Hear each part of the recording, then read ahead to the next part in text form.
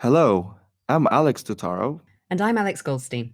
We're a couple of TV nerds with opinions, and this is The Thing That Gets You to the Thing, a Halt and Catch Fire fan podcast. This week we're on season 1, episode 8, called The 214s, The 214s. I couldn't decide.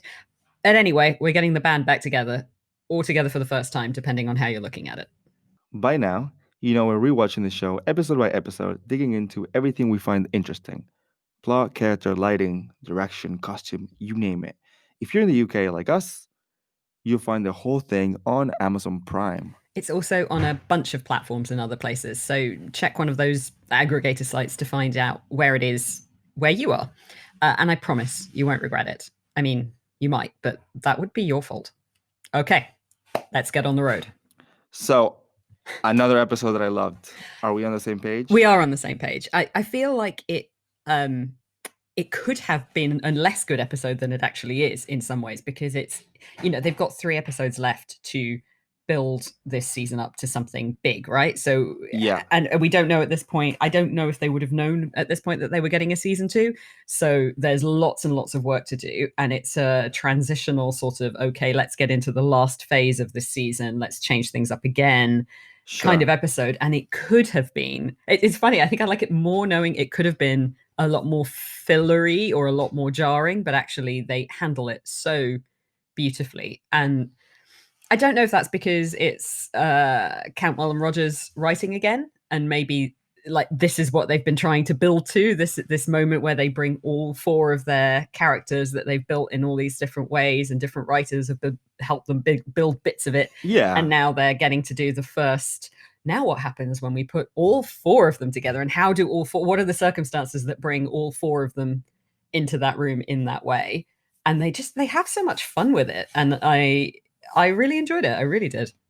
I really enjoyed it. I think you're right. And one of the things that I wrote down and was thinking while watching even episode 7 was that they do really well with a mission. So when they set out an objective for what the characters will achieve or the episode, and that's not to say that this wasn't the case for any of the other episodes, but to your point about the filler versus sort of clear arc, this is one of those where it feels like they knew what they wanted to accomplish from A to B, and there was no sort of faff in between. It was just go, go, go from that moment. Again, that's why I felt like the pilot episode, because you have this very clear structure with a few twists in between, don't get me wrong, but all of them got together for the mission that was get to COMDEX with the context of what is going on. And so I think that's where it sells, or that's what spoke to me anyway, around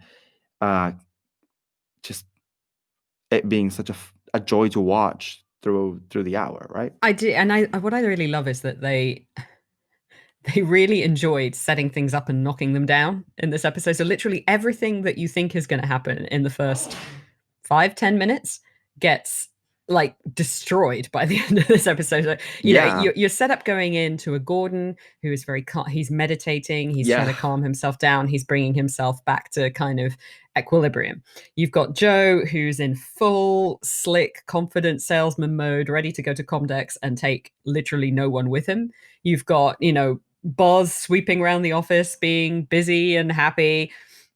All these things are happening. And then you've got Donna and Hunt kind of turning up to her house, and you think, oh, does that mean Donna is gonna like leave or have an affair or whatever? And all of those dominoes are just trashed by the end of the episode. Yeah. Joe's not going alone. Gordon's anything but can't. He's got a good sense of energy as opposed to the more destructive sense, which we know can hit him. But, you know, he's all energized. Donna decides to go with him. Boz, oh my God, big Boz episode. He's finally kind of having his moment. So I love that you're right. I think it feels like an episode that was in the best possible way, that was planned really well and just kind of went, right, we're going to set up all these skittles and then go boom.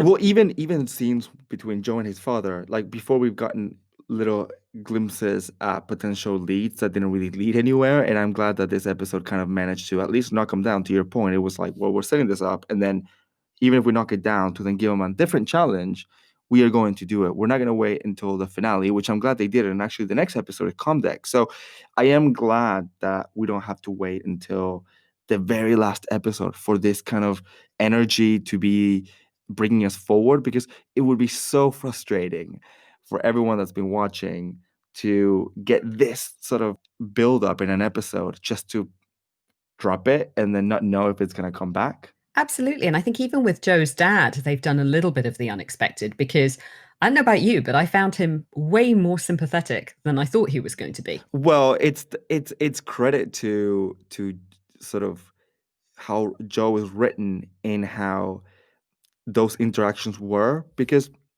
you have that first scene between S- Joe Senior and Cameron where he was clearly the power sort of player in that dynamic, at least from the beginning. Yeah, But now you're seeing a different sort of shift there because they're kind of equal, but then there are certain moments where, Joe Sr. is like, sit down, Joe, and sort of he sort of crashes down into this maybe former self in a way. And you're right, he was more sympathetic, and I found him a lot more likable. I think we're used to seeing him as the sort of authoritarian, but in a manipulative way. We sort of think, oh, he was trying to manipulate Cameron and he's a power player and this is what's turned Joe into Joe. And at first in those scenes when he and I know we're leaping straight ahead in the story now, but let's go with it since we're on it.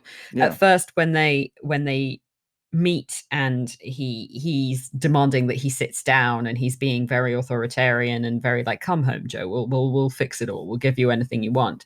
Yeah. He seems manipulative again. But then when they start talking about Joe's mother, you start to actually have a good deal of sympathy. You start to think, he didn't take his son away in order to mold him into himself.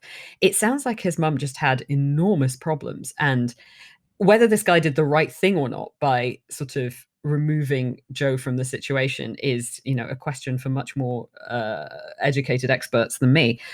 I'm not an expert at all, but you can see a sort of parental need to protect Joe, which is a lot kinder than any of the motivations that we've given him credit for so far, I think. Yeah, and I think the where it gets tangled up is that by the looks of it, and we sort of got it confirmed in this episode, that Joe Sr. tends to be the one handing things to Joe, whether they're earned or not. And Joe is a visionary and he more than deserves his place at the table when it comes to being in the front of technology and innovation for IBM. But I think that's where things get a little bit messy, because you're right in terms of that parental figure that has looked out for Joe, but also has been the hand feeding him constantly, to the point where now when Joe rejects that part of it, it's like he's rejecting the whole rather than, I'm going to be my own man and do my own thing. And so when he tells him, you've been out long enough, it's like, well, it's it's that struggle, right? Between father, son, what one made the other and what one can bring to the table, if that makes sense. I think you're exactly right. And the thing is that Joe Senior is both the solution and the problem. So at one point he says to Joe that thing about, real dreamers make things. And it touches on the real problem with Joe. Is like we're always Joe's enigma as a character is there anything under the vision, right? Can he do anything? That whole it must be nice to have a job where you can just talk and not do things kind of thing. And Cameron sort of hints at him being a little bit of a kind of stuffed shirt emptiness behind the kind of robotic exterior or the kind of beguiling exterior. And his dad sort of touches on that vulnerability and it's like, look, if you want to be a dreamer, you actually have to do the work and put the work in and do the things. But then also is like, I'll make things work however you want, son. I'll just rearrange everything. I'll fire these people. I'll put you in charge of this. And so he's setting up Joe's vulnerability, but also feeding it. And that, I think, I mean, without wishing to kind of devolve into sort of a group therapy, I think that that's a thing that a lot of parents, that's a trap that a lot of parents fall into, where it's like, I want you to be independent and grow up and do your own thing, but also, can I just do everything for you so that you're safe and protected and bubbled? And, I'm a parent of a 10-year-old and that thing comes up over and over again. Like, how much do I let you do by yourself? Probably not as much as I could.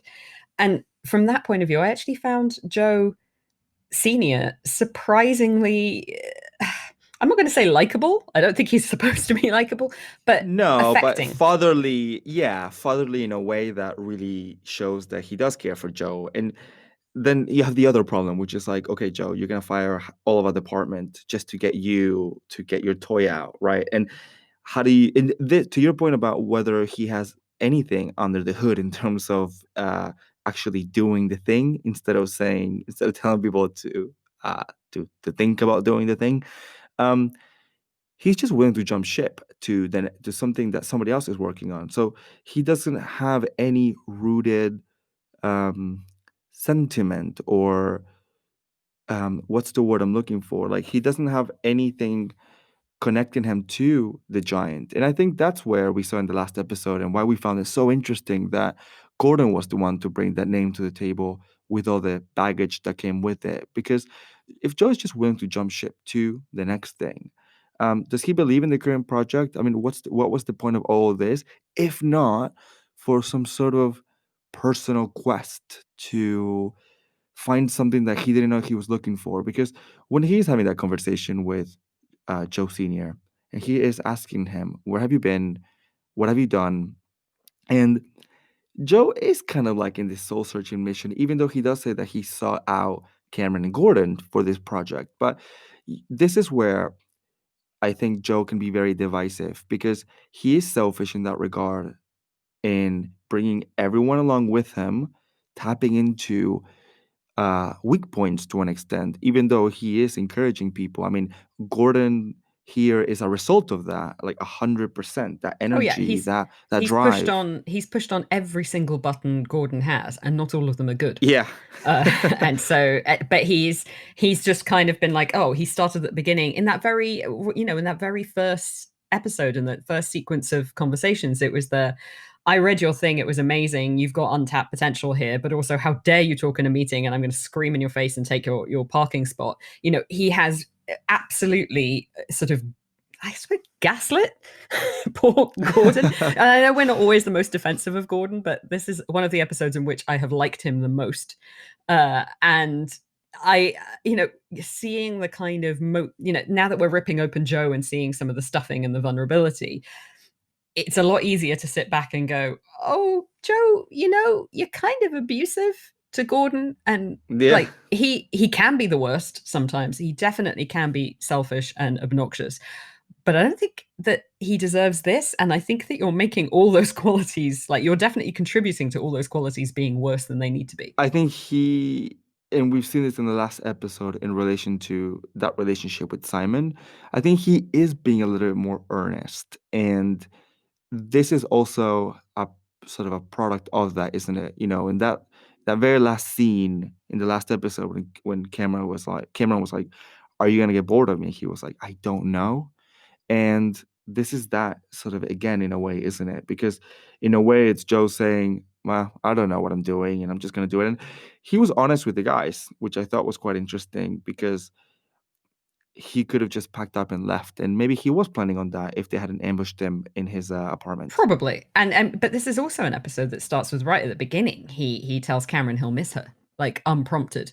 Yes. So we can already see a sort of side of Joe opening up. And in the last episode, with it, sort of developing the soul of the machine, he got to that. He he got to a sort of place where he could go, yes, this thing needs a soul, it needs a character, it needs a personality, through two actual children and through Cameron's stories about her own childhood. So you can see that, and the fact that he sort of, obviously he adores his mother and mother figures are extremely powerful, but you can see that he sort of constructed a mythology around his mother's dreamer character, and the fact that she is a teller of stories and a starer at the stars. um and you can see that there's a real childlike nature to that. Like they're really driving home the fact that Joe is who he is because of these formative childhood experiences. Like he would not have learned to gaze at the stars and hope for something new. But really the question now is, does he have anything? Is that built on anything? Is it built on something that he can actually do? um and I think the fact that it's sort of the fact that you get this revelation that Joe is all appearance. Like all the money he has is sunk into this Oh fancy yeah, flat that which was great. and his $1,000 suits. And it's like what I absolutely loved, and I laughed out loud when they go in, like Cameron lets Gordon into the flat, and Gordon's like, oh no, he's packed up and gone. And Cameron's like, no, no, he Yeah. he just lives like this. And Gordon goes, on purpose. I loved that. And then Gordon wants to give him like some furniture tips or something. Like, no, me and Donna didn't have much in the beginning, and then we did this or whatever. And it's I also laughed out loud. And it was funny for again Joe to say, oh yeah, it worked. I don't have any money. This is the only suit I've got, which I don't know if I believe 100%, but let's go with it. Let's go with it for the Yeah, sake of what the story needs, but right? it underlines that, is there anything behind Joe at all? If there isn't any money behind him, if there isn't any technical ability behind him, what is there? It's kind of his Yeah, dad's question of, are you a dreamer, or are you just somebody who just needs to have all the steps built in around you to make it feel like you're a dreamer? And that's it's our big kind of Joe character question. And I'm really glad, like you say, that they didn't leave it till episode 10 to start unpicking that, because I think the kind of mystery of Joe could only sustain us for so long. I've been looking into this in other shows recently. I mentioned I'm watching Lucifer for the first time, and I'll keep those thoughts to myself. But I love sci-fi shows. I mean, I watch tons of them, and you watch sort of Buffy. I watched Buffy, The Vampire Diaries, Lucifer, tons of Smallville, and there's a certain element of when the hero reveals themselves to the non celestial, let me call them beings, so the non mythical creatures. And they reveal their powers, they reveal themselves. And 95% of the time, when done correctly, the shows are better for it. I kind of feel it like this in a way that if the characters know exactly who Joe is now, we can finally move forward. It's not a case of dragging us along to then throw a twist at us. So that's what I'm trying to get to with this. I feel like having done it now and them still wanting to go with it, including Donna, we finally get her involved in this in such a major way. But Yeah.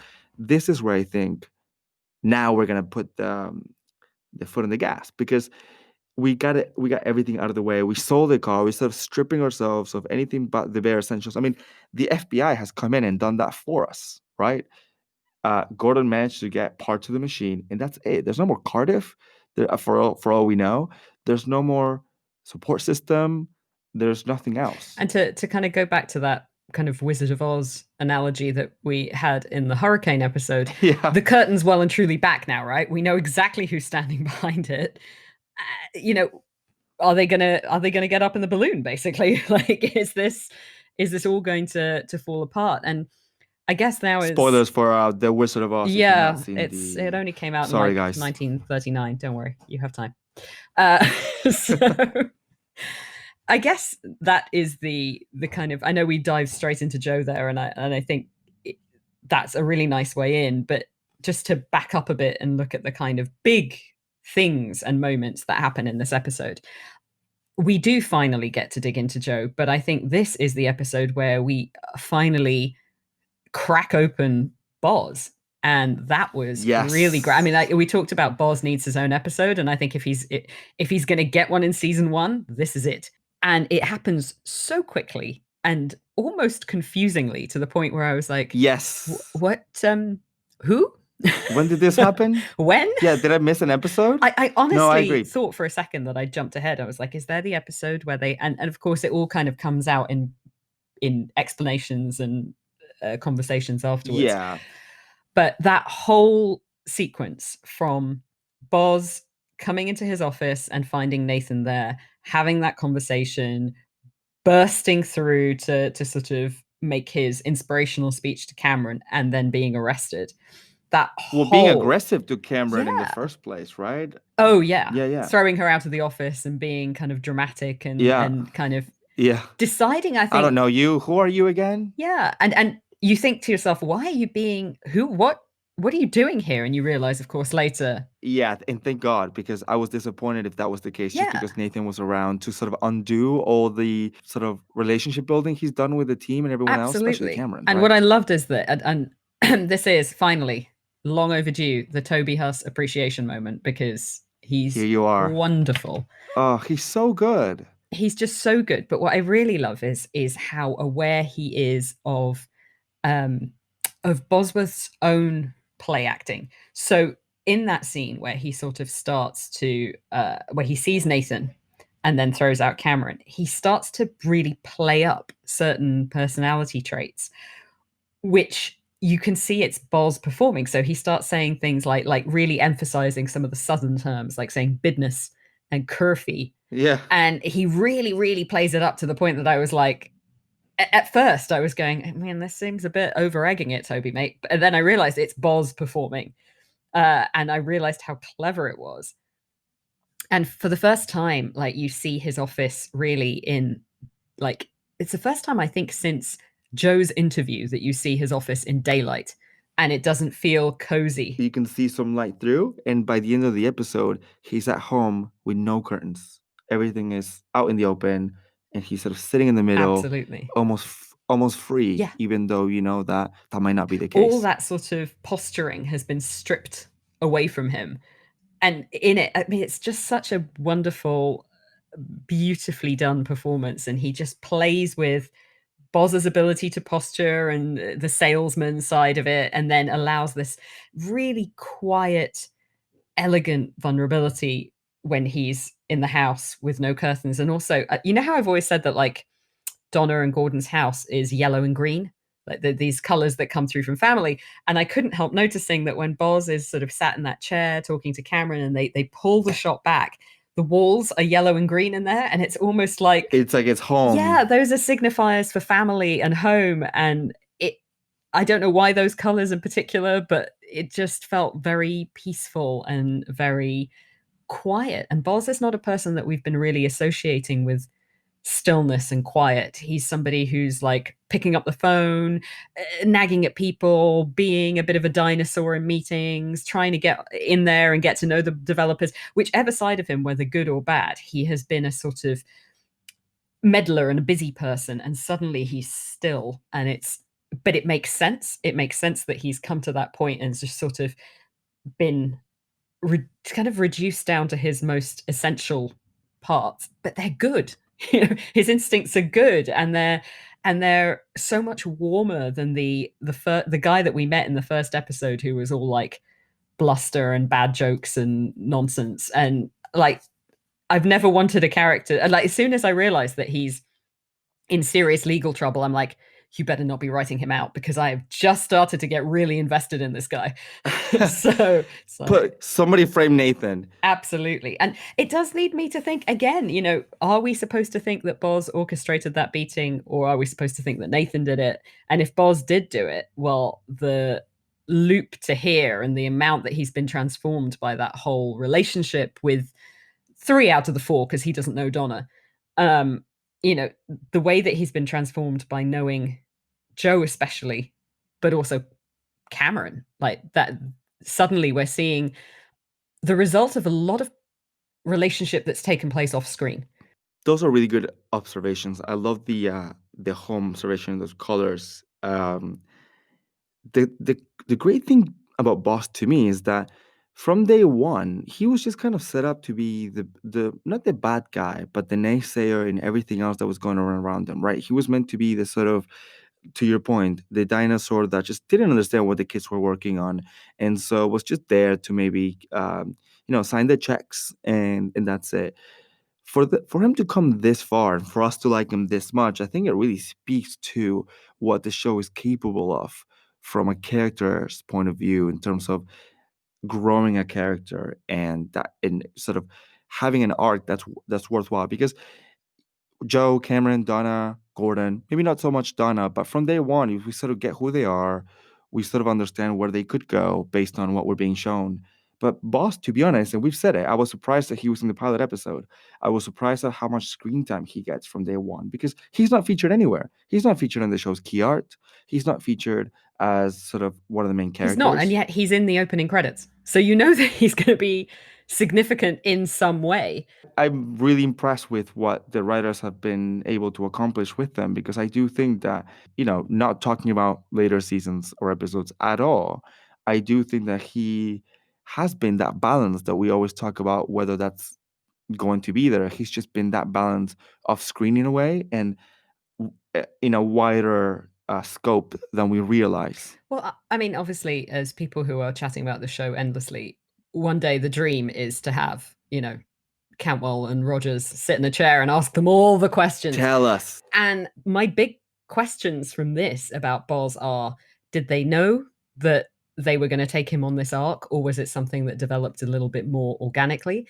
Did they put him in there at the beginning in order to be the guy who takes the rap for the financial issues at this stage? And if they did that, did they anticipate kind of making him so likable that you want to go, oh, come back from prison though, yeah, because we really like you. And I'd just love to know. Obviously, yeah, Toby Huss was clearly significant enough to the team to put into the opening credits, and is an accomplished actor. So, where along the line did Boz become so important, so integral that he kind of gets half this episode effectively to himself, and gets us all going, he better. And there's a bit where kind of Lev and Yo-Yo start gossiping on the porch, and Cameron's sort of obviously feeling a bit queasy and guilty. I was so furious at Lev. I'm like, you told him to switch on the machine and now you're turning on him, you little brat. There's no loyalty here. Kind of reminds me when Donna was telling her mom about the whole thing with Hunt, and we'll get to that. And Donna's mom is just loving the gossip, right? She's just like, she's loving that tea. Let me bring my mug out. Hold on, like slow down, stir it. Give me all the details.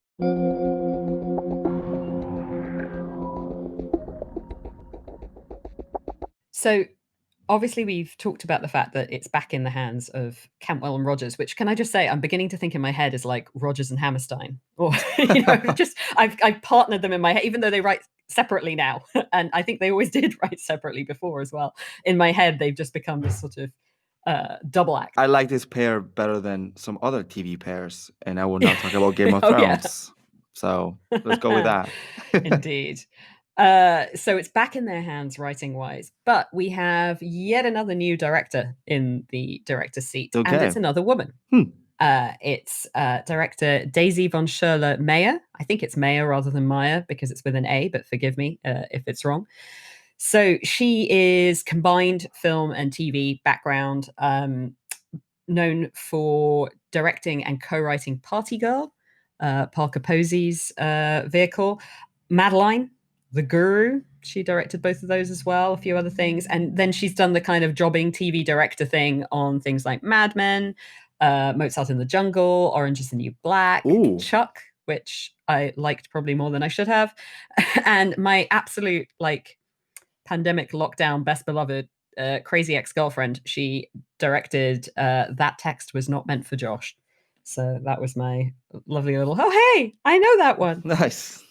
So knowing that, she's kind of done a bit of everything, was there anything in her direction and any of the setup, and you tend to be much more observant of this stuff than I am. I've noted down a couple of things, but what did you see, and what do you think was kind of coming from her or coming from the kind of needs of the plot?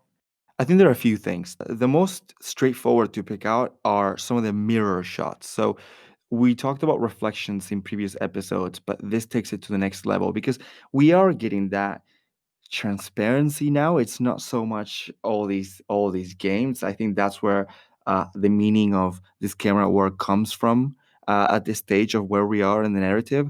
And we have a lot of this, especially when they are mapping out how they're going to position the machine in terms of advertisement at COMDEX or what's going to make it stand out. And you have all these shots that are basically pointing at the ceiling, which has a mirror for some reason. Which is very Vegas hotel from the 90s. I've never been to Vegas, but I've seen a lot of films. I have been to Vegas, and yeah, it's exactly that trashy. It's exactly that, isn't it? And a mirror is a reflection of light. So it is really interesting to see how she plays with this device in terms of whether we are seeing a warped reality of what is really going to happen, because we know that all that is upended, right? As soon as the FBI comes in, all that is suddenly gone. So some great foreshadowing there with that scene of the FBI, etc., that raids the office. First, we finally get to see the giant when Gordon breaks into the office, which is a beautiful looking machine, if I may say so myself. And then he immediately takes it to pieces, which is Yeah, he immediately. We also get to see a symphonic for the first time, which mm-hmm. has a Briefly. piano attached to it. We'll talk about that in a second. But I think a lot of her more fast-paced stuff is really shown in here. And you also have a lot of close-up shots that are very still and really allow the characters to move about in the frame. What do I mean by this? We have that sort of short monologue from Gordon when he's explaining to someone, we don't know who they are, we don't know who he's speaking to, but he's talking about the buzz of COMDEX and what it's like, and what he when he was there in '81, and the camera just sits there in such a way that it's just such a joy to really bring out the actors again. Like Scoot McNairy does this, not deluded, that's not the right word, but he does this sort of kid-like wonder with a touch of lack of self-awareness that really does spark something, and it's a joy to watch, even though you're kind of like Gordon, you're a bit over your head. One of my favorite things about that sort of, it's an exposition speech. It's right. It's a here is what Comdex is for people who don't know. But in that speech, not only does he manage to make it sound natural and like Gordon's just boyish enthusiasm, he also name checks Steve Jobs, Bill Gates, and Mitch Kapor. You sort of find yourself going, who thinks they are who in this scenario? So you sort of get the feeling that if Joe is going in a kind of Jobsian visionary, appearances are everything, let's like make an emotional play, is Gordon supposed to be our Bill Gates, who is more kind of like more associated with kind of functional brick building, but pushing the envelope of what that something is physically capable of doing, rather than worrying as much about sort of the lifestyle element of it. And I love the fact that it grounds it in time and space, and that it gives Gordon a chance for the first time. And we can go more into kind of Gordon and Donna's arcs in a second. But I love that Gordon gets given the space here to be enthusiastic, because up until now he has been frenetic or catatonic. He hasn't really had a chance to be playful. And he's funny. We get the joke about how Joe lives, then we get the kind of slightly gift of the magi kind of goopy story about when he and Donna were going to get married, and she sold the ring, or to get him what he needed, and all the rest of it.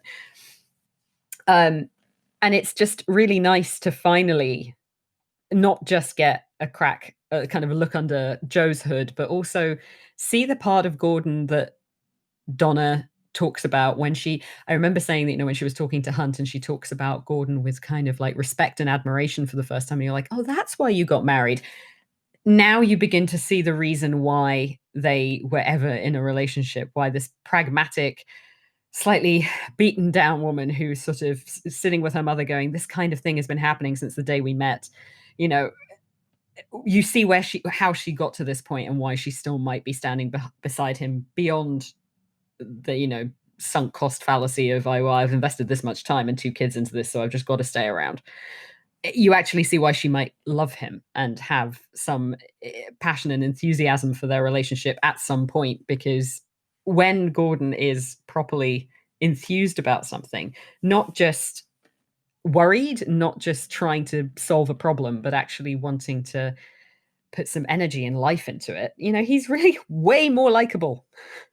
And it's funny because in this episode, he actually gets quite smug and manipulative, like when he kind of dangles Cameron on a string. And I liked him for it. I was like, oh, thank God you finally found some sort of like energy, some sort of commitment to this thing, even though you're doing something that is blatantly manipulative Not great. I like you more for it. I mean, that probably says more about me than him.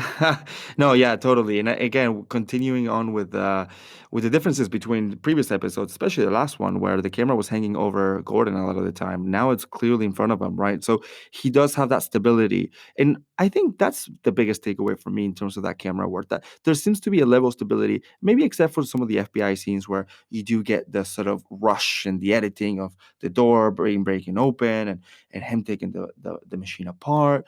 Obviously, he's got the moment where he throws the symphonic into to the ground and it smashes into pieces. But if you just quickly skim through the episode, what you'll find is that we go back to a lot of still shots that really emphasize reaction and in a close up way with someone's sort of shoulder in the way or something like that. That it really is quite flat. Um, it's flat in shot, but it's given depth by the lighting and the hues. And I know I'm talking about basics here, so please bear with me. But that was the sense that I've gotten. And from frame one, where you have Gordon sort of meditating, that's what it feels like. It feels more serene. And going back to your point about Boss in that chair, it just uh doesn't feel like a fast moving sort of really in your face anything. It just feels very sort of organic, if that makes sense. I know it's a difficult one. It's not very tangible, but I think there's such a harmony between the lighting and the shots and just the acting that it's almost like you can just sit back and watch rather than be given clues based on where the camera is pointing. And this is key, right? Because we're talking about something that a big chunk of what's going on in this episode happened off camera. So I think for this to be the case and how we're finding out, it's kind of interesting. I don't know if you felt the same when watching or if you picked up anything else that I haven't. No, actually, I pretty much wrote down with less eloquence the same things, which is that I noticed that there are a couple of patches where everything's very fast. Like I noted the editing work when Gordon is stripping the giant and trying to kind of take all the pieces with him is it's like super frenetic. And there's as things are falling apart, there's a certain amount of kind of wooziness in the camera work. Like it feels a little bit handheld, a little bit kind of nauseating at times. But then the rest of it, what I remember really strongly from that episode is that slightly wider shot of Boz in his chair with the windows and the curtains open, or the kind of really close ups on Donna's face when Gordon is having his various kind of incidents around him. And it was actually in the lighting. I noticed that a lot of the time when Donna is having a sort of revelation that things might be possibly you can see her debating whether things are coming to an end. And in those moments, like the lighting was such that her hair almost looked black. And when she then gets sort of invited into the world a bit more, she seems much more vibrant, like her hair color comes back. And there's one shot in particular where she kind of walks through a doorway in the house, and the camera is positioned in such a way to make very clear that there's pictures of the girls and the family on the wall, and it's like she's making her choice to walk away from Gordon's whatever. Madness feels like a harsh word, but she's walking away from whatever kind of maelstrom Gordon is developing and towards the family, and she goes through this doorway and the pictures of the girls are on the wall, and it's like she's making her choice. And then in the next scene you realize she's gone to the giant, and really she hasn't walked away from Gordon at all. She's walked towards him, because where Gordon is, where his heart is to be found is always in the garage, right? It's back to the days of constructing computers in the garage and all the rest of it. And I loved that. I loved the kind of real simplicity of that shot, the fact that it stayed back and observed the doorway and the wall while she walked through it rather than following her, so that then we can make this discovery in the next scene that she is actually trying to meet him halfway. And she types this command in of like, I'm trying to find my way back, and then starts, Yes. yeah. Was in all those moments are why I love the episode. Those are great observations, by the way. I love these little touches of the episode. And I thought the hunt thing was a bit weird in the beginning where he's just like roaming around the bushes. It's just like, and Gordon, but again, it just shows how how unaware Gordon is because he was in the house the entire time, was so in his head about COMDEX that he didn't realize that a potential love interest for Donna would be right around the corner. And I love the secretary at TI who was like, "Here's the card. Did you ask why? No." It's like, that's not my job. It's like, lady, please. Um, those scenes with Donna and her mother, and again, very harsh lighting in the dark, and again, Carrie Bichet's sort of uh lostness in her eyes when, but like you can tell that she's such a caring person and just is properly torn about what this would mean, because I think, and Gordon says it, he tells her, "You're crazy too. I know you are." And that was the funny thing, because it's kind of like she's been wired and sort of coiled to just be stable, and it can no longer hold. And I, I've said this already, but I love that the symphonic kind of represents the best of both of them. I mean, clearly it was related to Donna's uh, master of the piano, and that's such a beautiful thing because it sort of talks about how they were passionate and personally very, very involved, maybe more than just creating a machine, but just creating a machine that is them. It's sort of more their child than their children are. Yeah. No, no, no, yeah, yeah, totally. I was a bit confused, but then it sort of came to be when she finds the ring in the symphonic, and it's like, Mm. Gordon, if you were hiding it there, don't trust the computer. She's gonna find it. I didn't know whether that was from when he originally proposed and just happened to leave it there. Like, that bit was a bit confusing until Gordon tells Cameron, and which was a really nice scene because you can tell that even though he is lost in his own thought, not self-aware, um, just very floaty, he then makes these connections that go above and beyond action, right? Or words. It's just sort of rooted in these principles that they build together in a way. And I just thought that was such a nice thing. And maybe that was the turning point for Donna, right? Maybe the symphonic had to be smashed for them to move on to the Well, giant. also in him smashing it, we discover really, because I mean, one of the things that I've sort of written over and over again in my notes is what happened in 81? What happened? um, but People in Reddit are saying, can we please get a spin-off with them in 81? 1981, that's it. That's all I want to know. But what we do know is that Donna was the one that pulled the plug on the symphonic. It was her that was in charge of uh, the money, basically, because she was getting it from her family. And what I really love structurally about this episode and how it leads on from previous ones is we've talked a lot about how, Donna and Joe needed to build up to their moment because they didn't really have a lot in common, and they're finally finding a sort of common ground. And in this episode, we actually finally see what their common ground is. Donna and Joe both come from families who have given them stuff. And it's a very different scenario. So we get Donna goes back to her mum, who says things like, "We love Gordon because you love him." And it's clear that, they had to bankroll her projects and they're there for her, and it's all very loving and very supportive. And we know before now that Gordon's had to go to his father-in-law to get this sort of Japanese introduction and blah blah blah blah blah.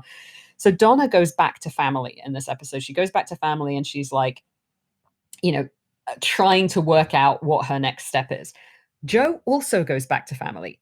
His family may be a lot more disordered and messy than Donna's, and perhaps less surface level supportive, but his dad has also given him everything he wants. And when he asks that question, am I her son or yours? And it's like, you are, of course, a combination of both. It's an inexorable kind of combination of both. You can't do anything about that. But they both go back to family. Gordon and Cameron don't, as far as we know, have family to go back to. We have no idea what's happened to Gordon's family. We don't ever really hear about them. He doesn't really ever reference them. The only family he ever references is Donna and the kids. And Cameron, we know nothing about her mother, but we do know that her dad has died and that she was close to him. And she kind of carries around these little remnants of childhood.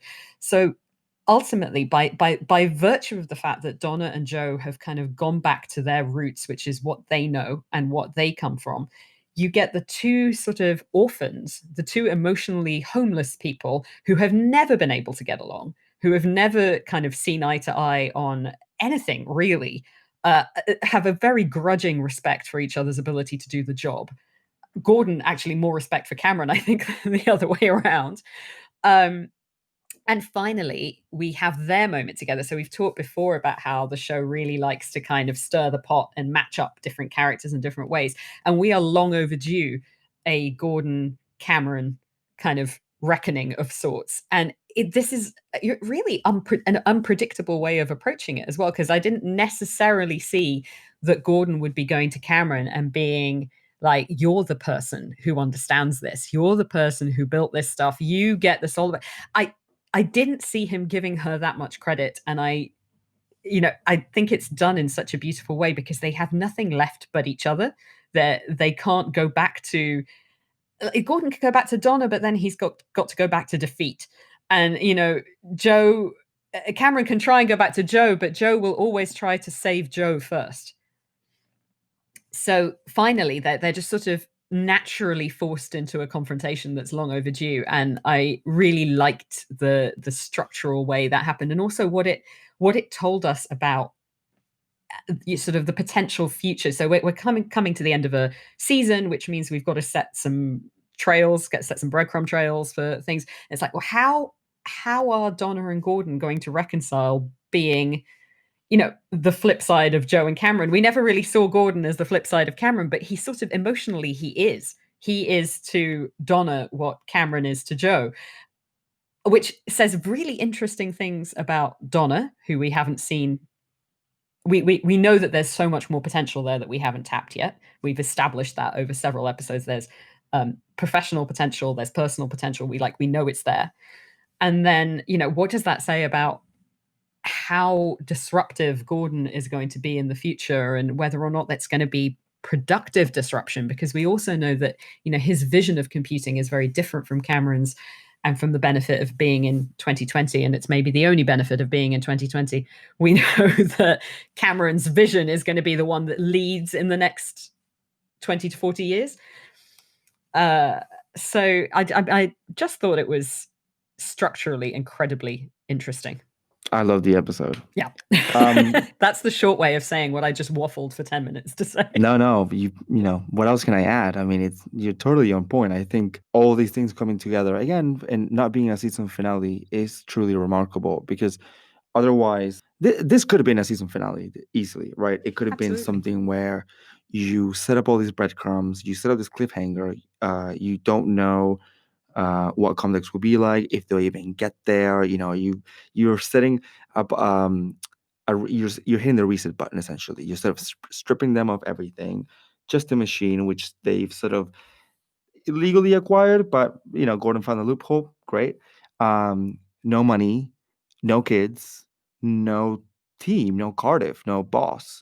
So you are setting up this sort of the band properly gets back together. And to be honest with you, this is probably how it should have been from day one, but they danced around the structure they needed to dance around just because of all the backgrounds that they were coming in from. So this is why I'm really excited to see whether the momentum continues in the next couple of episodes, and hopefully we don't lose sight of this, because there's some big moments in here, right? So you have the what is now going to happen to Boz, who's obviously in quite substantial legal trouble. What's going to happen to the machine? Are they even going to make it to COMDEX? Are they still going to have their booth or whatever? Are they going to sell this thing? But you also sort of have some big character moments, like Gordon is the one that gets to give the inspirational speech this time. It's not Joe, it's in Gordon's hands, and it's the last person you expect. You kind of think Cameron could do it, and maybe Donna could do something like that, but you don't see it being in Gordon's hands, who's been always so kind of mired in the detail that it's really hard to imagine him kind of setting a vision for the whole thing. And with all those big notes, like Joe going back to his dad, breaking the bat, which, by the way, my notes were like, is it that easy to break a bat over your knee, even if you are giant Lee Pace?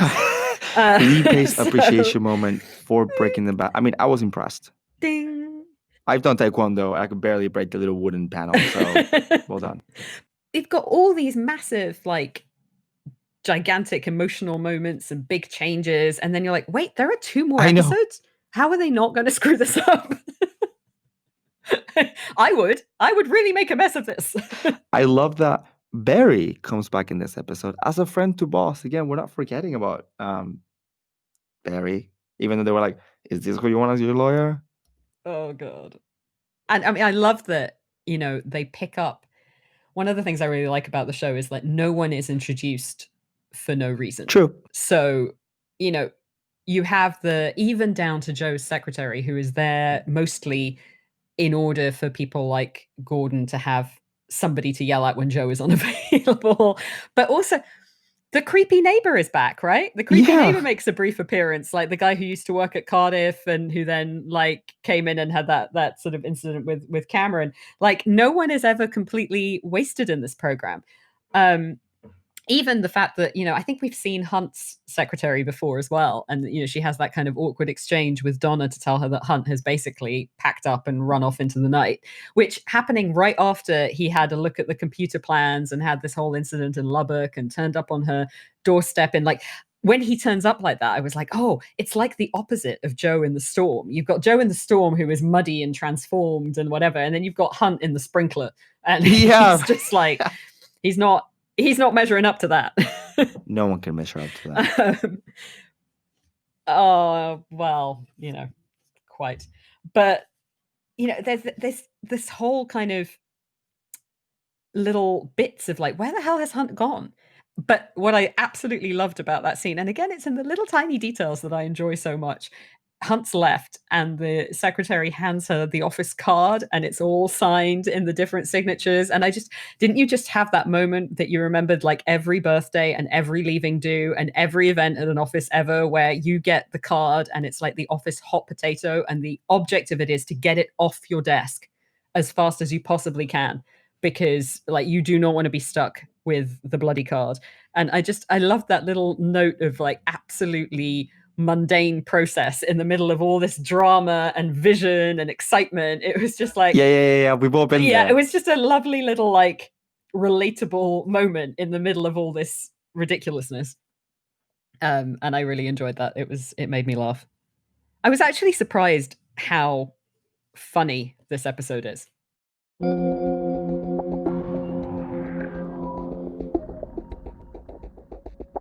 So that sounds like a natural stopping point. I think, we agree in how much we love this episode and how much it's done to actually carry the season over. Do you have any other thoughts as to? We haven't talked about the name actually. Yes, actually, that was going to be my big question was, what is it? What Yes. does it mean? I don't understand. I think it's legal. I think it's related to the FBI investigation or the money Oh. hacking. Is it like a tax code or something? Yeah, I think so. Oh, okay. So my brain was just like, I have no idea.